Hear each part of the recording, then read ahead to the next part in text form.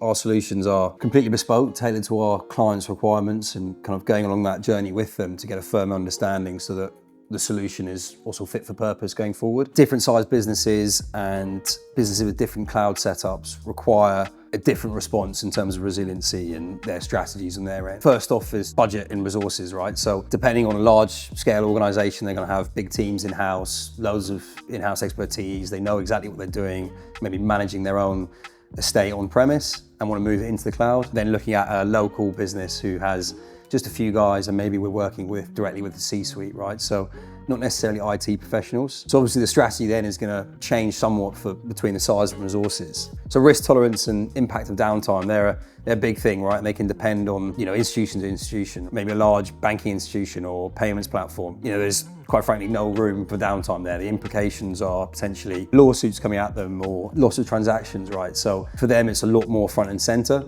For maybe a local accountancy firm, it's kind of peace of mind, at least we can have something back up in a couple of hours, it should be fine. It's not going to have too much of an impact. These things are going to formulate how we need to respond in terms of a proposed solution. On top of that as well, different sized businesses and different strategies will have different maybe compliance or regulatory requirements. Maybe if working with public sector and stuff, they're going to be more stringent and hard and fast on certifications in place, and then smaller one-man bands might not be the case. So depending on the scale and sort of scope of organizations, right, strategies will change. So if you've got a large multinational clothing brand, right, that's launching major campaigns in various different regions, right, we need to be able to respond, or maybe they need infrastructure more locally to service those clients in a specific region, rather than just having a central hub in, say, the UK or the US. So their requirements and their strategies for resiliency are going to be a lot different to guys that just need a few key operations in one single site. So we need to react and then also have facilities in place to provide those sort of services for our clients. Something that's kind of front and center for the inquiries that we see is that maybe workload placement or data gravity, depending on how